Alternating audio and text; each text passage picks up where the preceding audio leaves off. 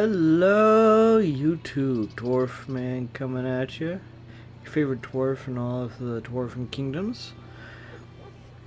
For those of you who do not know, my name's Dwarf. I play a variety of different games here on YouTube. But over on Twitch, I primarily do ESO. I've been playing ESO since the Morrowind expansion. I've done a ton of different stuff. I've been playing since 2017 now, off and on. But it's been fun. I've been doing a lot of different stuff over here in ESO. And I've been having a blast on the Blackwood expansion. I'm ready for the new expansion that's coming out here in a few weeks, as of recording this video.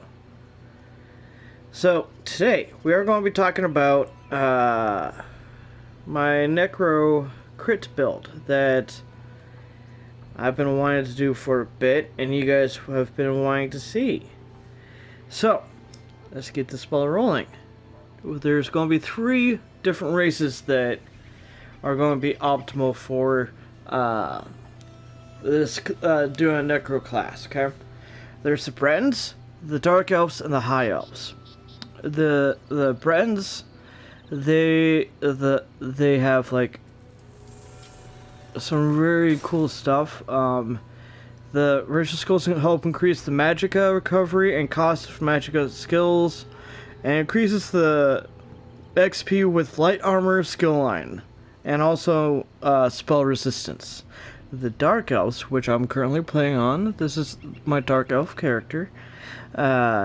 Their racial skills help with intellect and agility, bonuses to dual wielding, resistance to like flame and lava, and also increases max magicka and stamina, and it also increases the weapon and spell damage.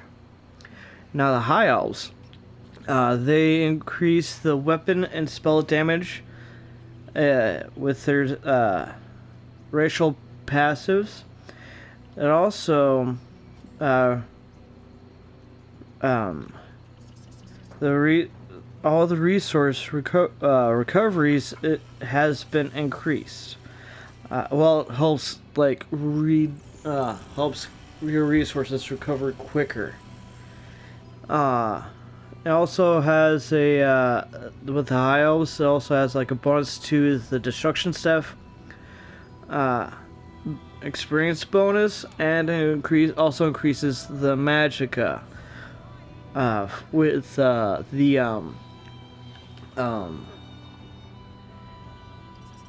casting skills. Now let's go on to our skills on the front bar, okay? The way I have it set up is for my preference, my personal preference.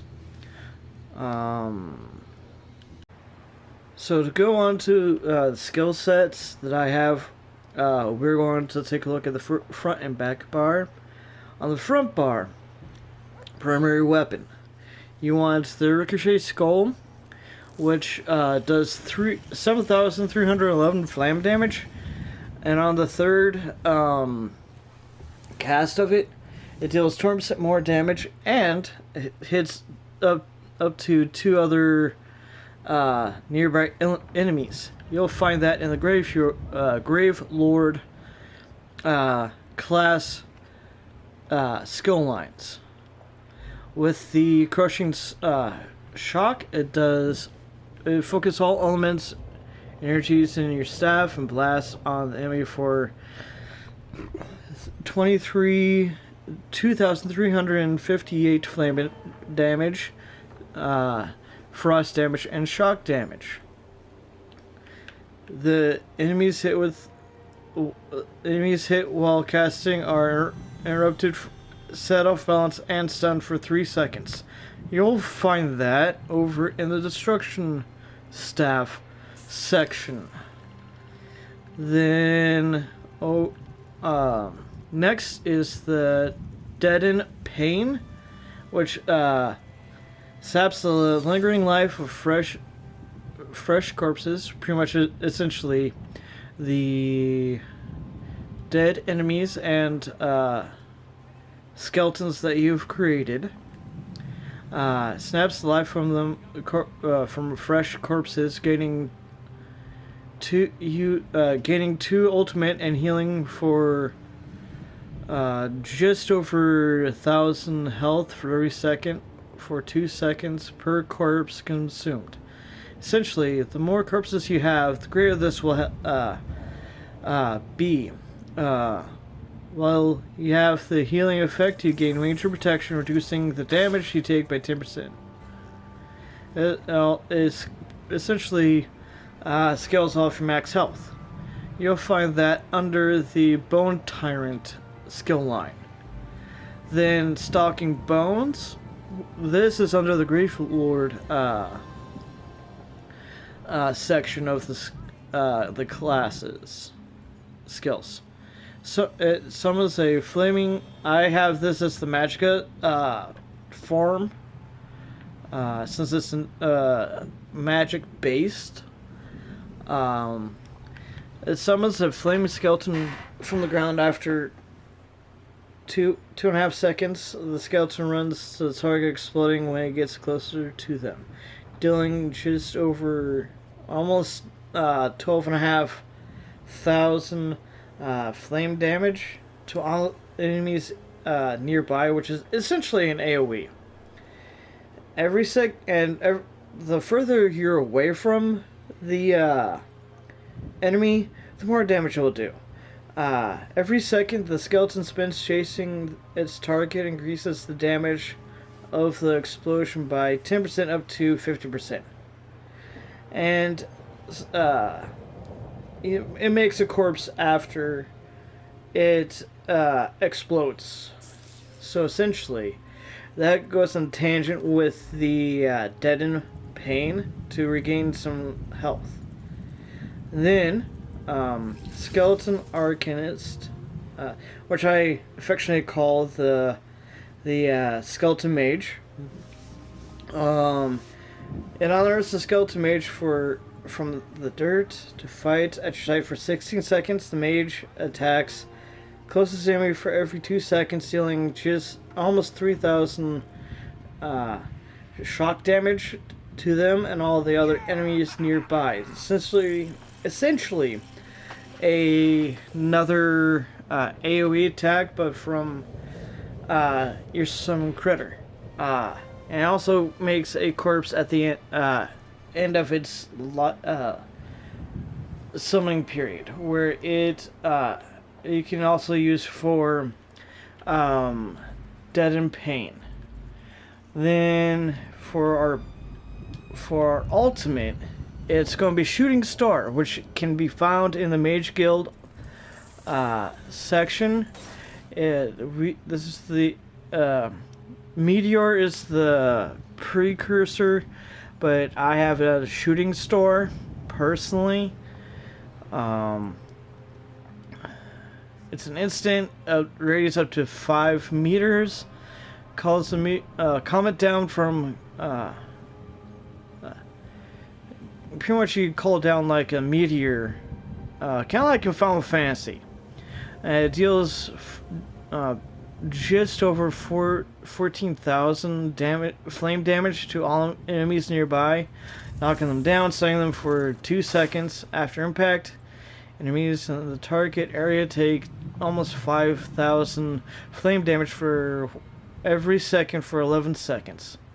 And essentially, you get 12 ultimate for each enemy hit by initial blast, which is really nice as an AoE. This build is essentially a AoE build, a long range build. So essentially, you just sit back, cast these, and just go at it. Then for the back bar, we have Unstable Wall of Storms, which is the Destruction Staff section. Essentially, you just make a wall on the ground for of like whatever um, staff you have in the back. I've and it'll change per staff you have. Like if instead of like shock, which you see on mine, it can be shock, fire, or lightning. Shock, fire, or ice. This depends on your back weapon that you have. Essentially, when you slam down your staff, it does 1,449 shock element damage, depending on the back stuff you decide to put on back there, to each enemy in the target area for a second. And setting concussed enemies off balance for 7 seconds. And then when it ends, it does the barrier is a little landmines. The little cone. I want to say cone. Like the strip that is on does an additional 6,825 damage to the enemy.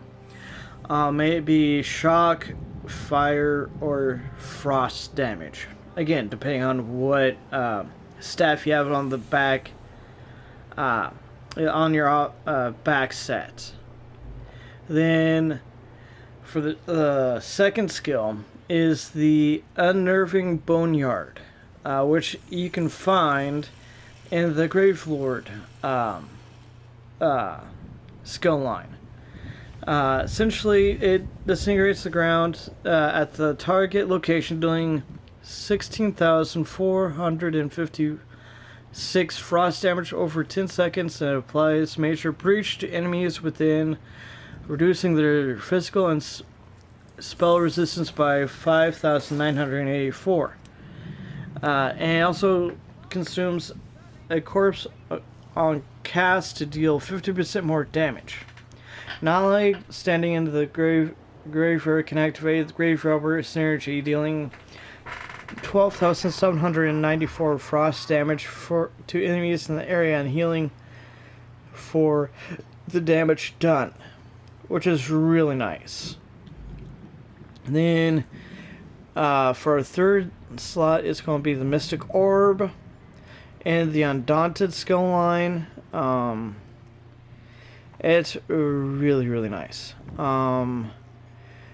Pretty much you do like a... think of it as a massive orb of destruction. It protects the globe of annihilation that slowly floats forward, dealing 1,774 magic damage every second to nearby enemies.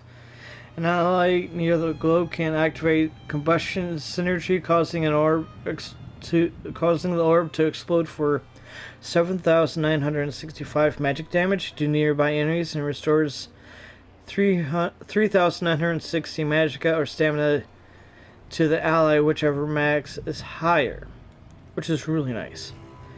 Then for our fourth slot, it's the Mystic Siphon, which is also in the Gravelord skill line. That one, it pretty much you tether to a dead corpse, and it deals 20,202 shock damage over 12 seconds to all enemies around the corpse and between you and the corpse. Essentially, you'll get like a tether from the corpse, and you want to make sure it's hitting as many enemies that are lined up with it as possible between you and the corpse, to do some more of that, to do as much damage as possible. And also skills off the highest offensive stat. For me, it's the magicka stat 1. And then you also restore 1,295 magicka over 12 seconds while siphoning the corpse. And then, for the final slot, for the basic before the ultimate, is the Elemental Drain, which is also in the Destruction Staff skill line. Sends the elements to zap the enemy's defenses and inflict them with major breach for 23 seconds, reducing their physical and spell resistance by 5,948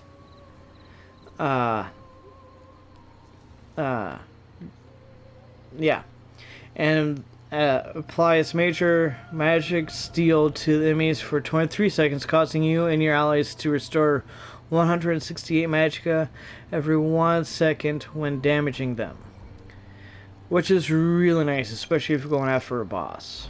And then for the Bagbar ultimate, is the right now, as it stands right now, is the Galactic Colossus, which is really nice.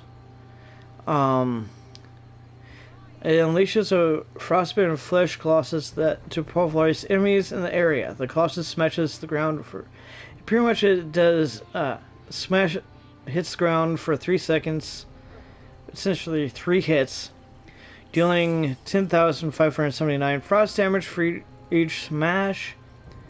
And last smash stuns all enemies hits for 4 seconds. It also deals major vulnerability to any enemy hit for 12 seconds, increasing their damage taken by 10%, which is also really, really nice. It's this so far. This is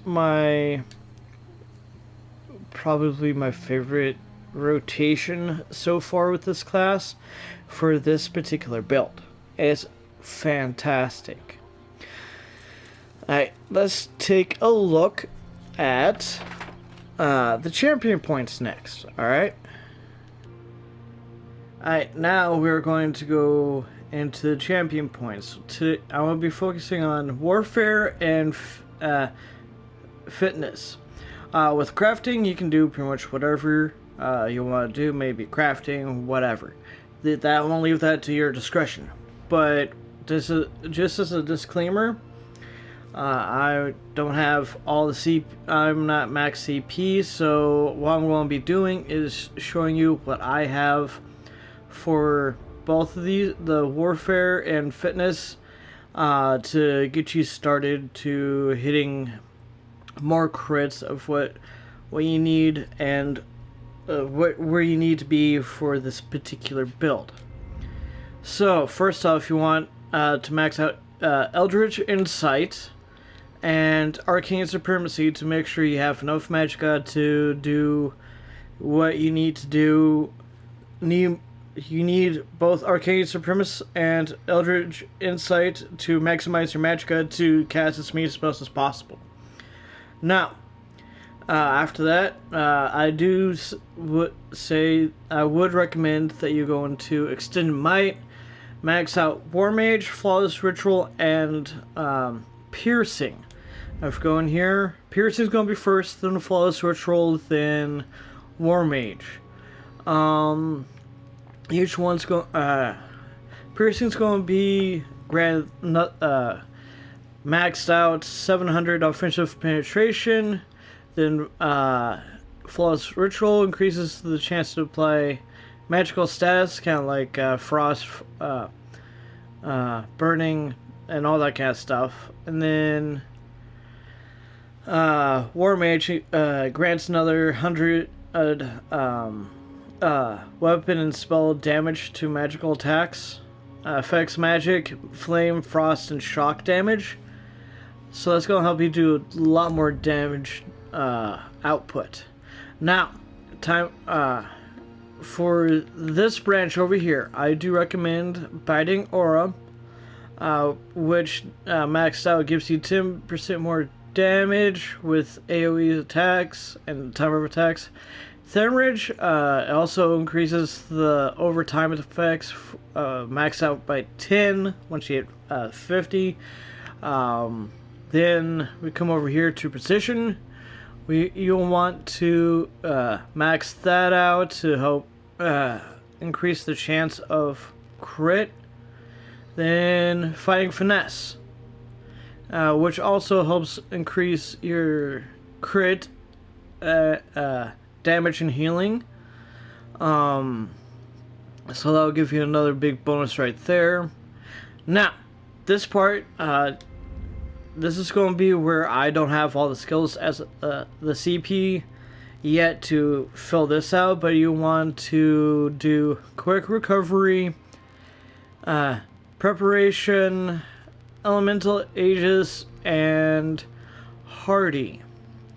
These 4 right here are going to help you survive longer, so you can take less damage. This is a PvP. No, not PvP, a PvE build. Excuse me. These are going to be the quick recovery, hardy, and elemental ages are going to be wonderful for PvP. Whereas preparation's not so much a PvP, it's more of a PvE stat for your CPs, but if you're going to do bounce back and forth between PvE and PvP, this is a good one to have when you go into the open world and not worry about having people attack you. Then I would also recommend doing Blessed when you go to PV, whether it's PvP or PvE. So whenever you decide to heal yourself. Alright. Next, we want to go to Fitness. I do recommend tumbling. I do recommend maxing that out. I just have 15 right now. Then break the Defiance to help break free whenever you get snared. Mystic Tendency helps, which helps at least stage 1 status effects. You definitely would need Boundless Vitality, which increases your health by 28 per stage, maxes out 1400. Ironclad grants 34.6 armor per stage, maxes out at 1731 armor. And Rejuvenation, which helps increase the recovery of health, magicka, and stamina. These 3 up here, I would say is a must for this particular build. Then, once you get Mystic Tendency, Tumbling, and Defiance, I highly recommend Hero's Vigor to help max out to get as much on to get more health to actually disposable on top of Boundless Vitality, so it will stack so you can survive longer. Siphoning Spells is going to be your other skill that you would need. Essentially, whenever you kill an enemy, it restores up to like 1500 magicka per enemy that you kill. Say you're doing PvE and you do a public dungeon or a delve, and you have this like massive pulse of like 5 to 10 enemies, 5-6 enemies, you will be able to and you use a lot of your magicka base resource. This can practically fill it right up as once you put all those AoEs in. And then Piercing Gaze, you just do that one stage in there. I don't really need it personally, but that helps me get to Tempered Soul, which helps me revive people in like dungeons and all that stuff with more resources when they come back, resurrect. Then from here, I do recommend Hasty. At this point, this is going to be one of those things where I don't have, since I'm not max CP. This is what I would recommend going forward with this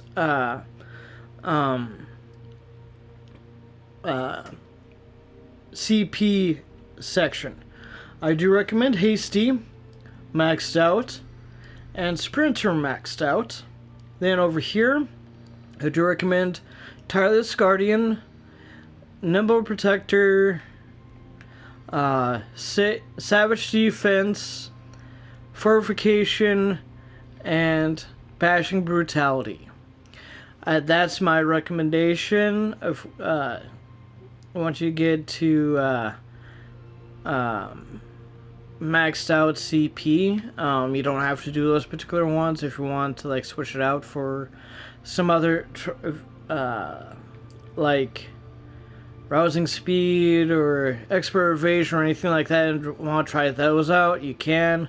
But I do recommend highly these three up here and siphoning spells over here for your champion bar. Then now we will go over to armor sets. Okay, so here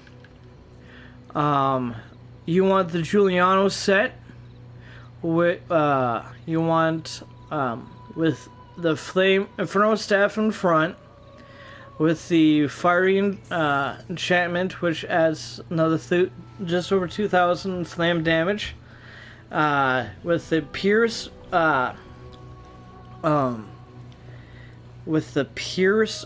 trait on it, which adds 7.2% crit, weapon and spell crit.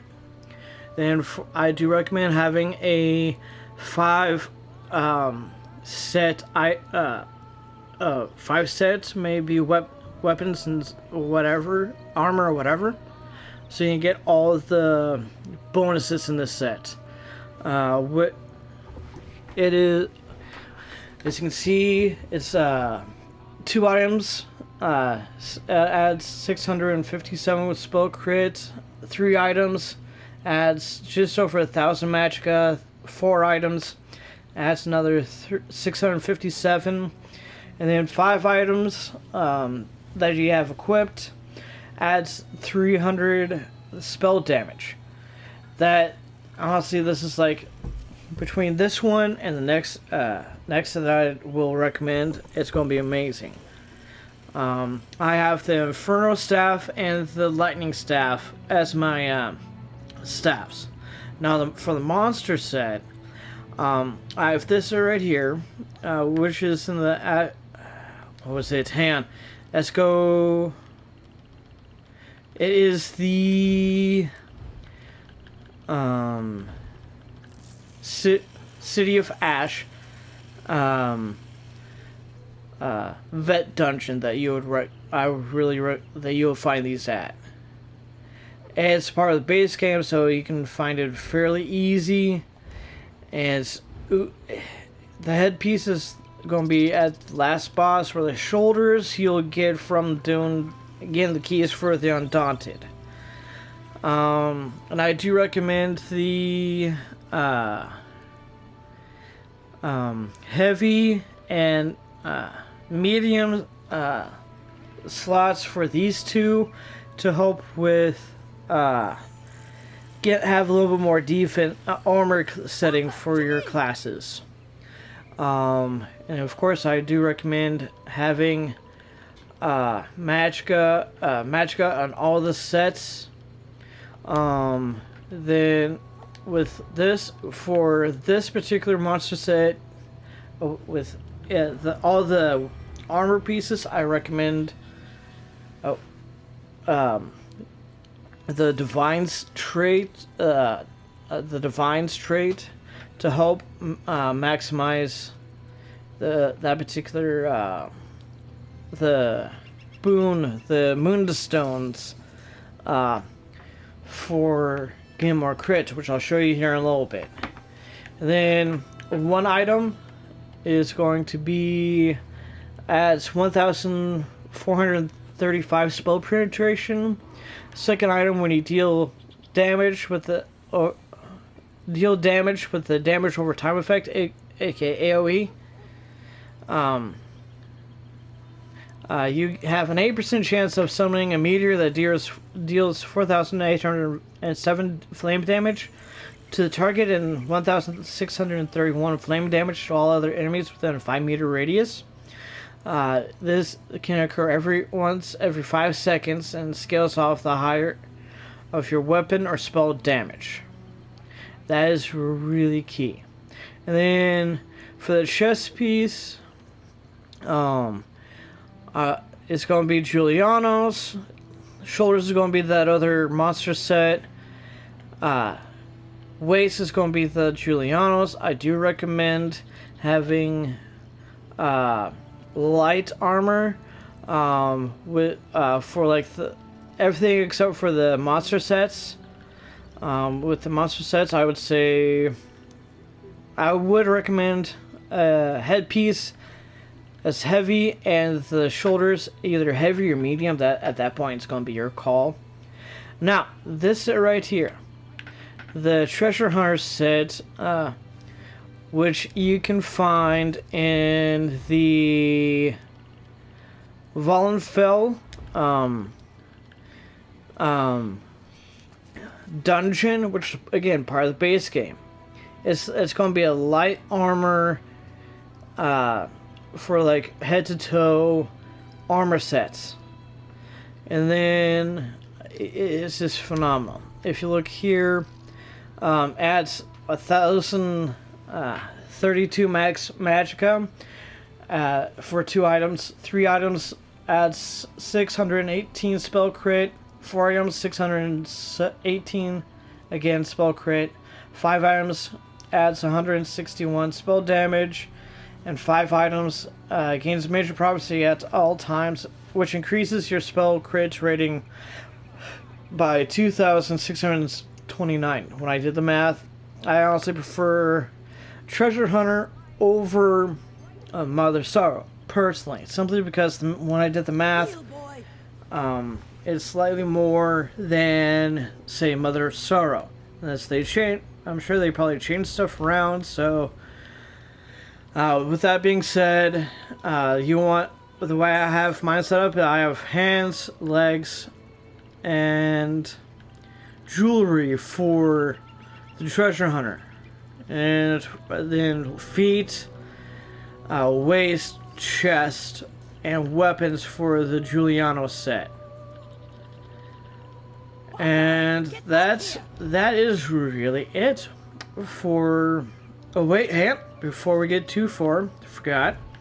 We want to have for the Munda Stone, aka the boon. We want to have the Shadow, which increases your crit, damage, and healing by 17%. Now you can find Munda Stones out in the open world, or if you're a part of a guild that has all the Munda Stones, you can also get it there.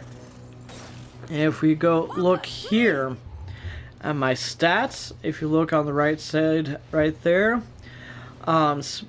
spell crit, if you look right there, it's with this particular setup, it's at 46.4% crit. Which, I'm telling you right now, it just melts everything in front of you. Now, that being said, that is going to be it for this video. If you guys enjoyed the video, and if I found this video very helpful, make sure you leave a like down below. Share it with your friends who are thinking about doing like a crit build, possibly with like a Necro. This is my setup for my Necro. But what this cool thing is, with these sets, you can throw it onto any magic user set for the weapons and armor. But if you want to do a Necro build, this is the one. This is the way I found to be the best way to set it up. Until next time, don't forget to hit the like button. Don't forget to hit subscribe and hit that little bell down below. Till next time, guys.